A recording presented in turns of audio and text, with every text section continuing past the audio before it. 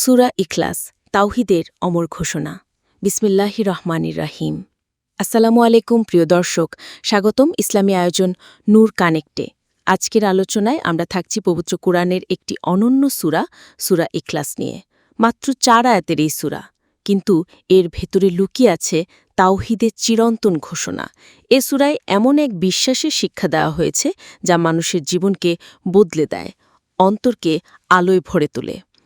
সূরা নাজিলের প্রেক্ষাপট: মক্কার মরুভূমি তখন অন্ধকার, কুসংস্কার, মূর্তিপূজা আর ভ্রান্ত আকিদায় পূর্ণ। একদিন মক্কার কাফেররা আল্লাহর রাসূল মুহাম্মদ সাল্লাল্লাহু আলাইহি ওয়াসাল্লামের কাছে এসে প্রশ্ন করল, হে মুহাম্মদ, আমাদের এই দেবতাদের মতো তোমার প্রভুর চেহারা কেমন, তার রূপ কেমন? তারা আল্লাহকে নিজেদের কল্পনা দিয়ে সীমাবদ্ধ করতে চেয়েছিল। তখনই আল্লাহ তাআলা রাসূল সাল্লাল্লাহু আলাইহি ওয়াসাল্লামের মাধ্যমে অবতীর্ণ করলেন একটি ছোট্ট সূরা, যা যেন পুরো কোরআনের আকিদার সারমর্ম। সূরা ইখলাস। বিসমিল্লাহির রহমানির রহিম। কুল হুয়াল্লাহু আহাদ, আল্লাহুস সামাদ, লাম ইয়ালিদ ওয়া লাম ইউলাদ ওয়া লাম ইয়াকুন লাহু কুফুয়ান আহাদ। বলুন, তিনি আল্লাহ, এক ও অদ্বিতীয়। আল্লাহ অমুখাপেক্ষী।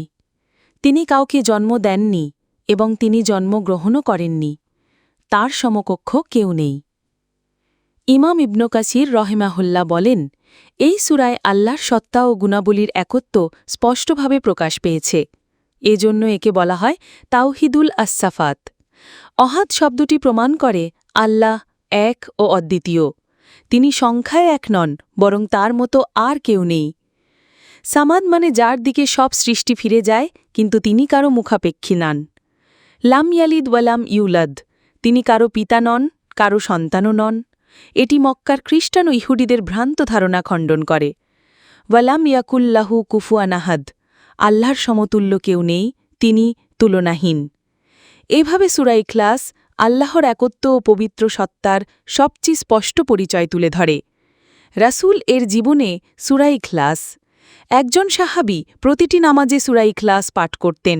লোকেরা আশ্চর্য হয়ে কারণ জানতে চাইলে তিনি বললেন, এই সূরায় আমার রবের বর্ণনা আছে, আমি সেটি ভালোবাসি।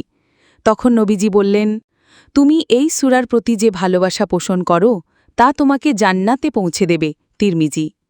আরেকটি সহিহ হাদিসে নবীজি বলেছেন, যার হাতে আমার প্রাণ, সূরা ইখলাস কুরআনের 1/3 সমান। বুখারী ও মুসলিম। অর্থাৎ যেমন কুরআন 3টি মূল বিষয়ের উপর প্রতিষ্ঠিত, আকিদা, শরীয়ত ও ইতিহাস, তেমনি সূরা ইখলাস আকিদার মূল ভিত্তি হিসেবে কুরআনের 1/3 সমান মর্যাদা রাখে।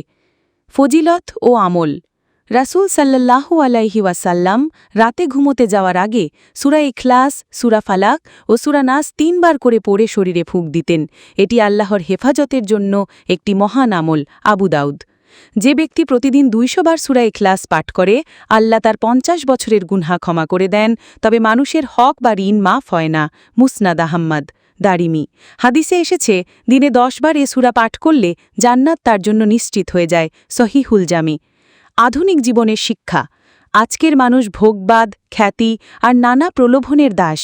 কেউ অর্থকে ইলাহ বানিয়েছে, কেউ ক্ষমতা, কেউ আবার মতবাদ।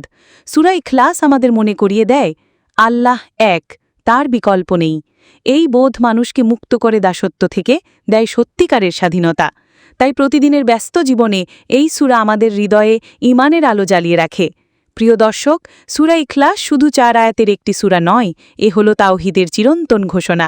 এই সূরাকে ভালোবাসা মানেই আল্লাহকে ভালোবাসা। আর যে বান্দা আল্লাহকে ভালোবাসে, আল্লাহ তাকে জান্নাতের পথ দেখিয়ে দেন। তাই আসুন প্রতিদিন সূরা ইখলাস পাঠ করি, আমাদের হৃদয়কে শিরক ও কুসংস্কার থেকে মুক্ত রাখি, তাওহীদের আলোয় আমাদের জীবন আলোকিত করি। এমন আরও ইসলামী আলোচনা পেতে আমাদের চ্যানেল নূর কানেক্টে সাবস্ক্রাইব করুন। ভালো থাকুন, সুস্থ থাকুন, আল্লাহর হেফাজতে থাকুন। আল্লাহ হাফেজ।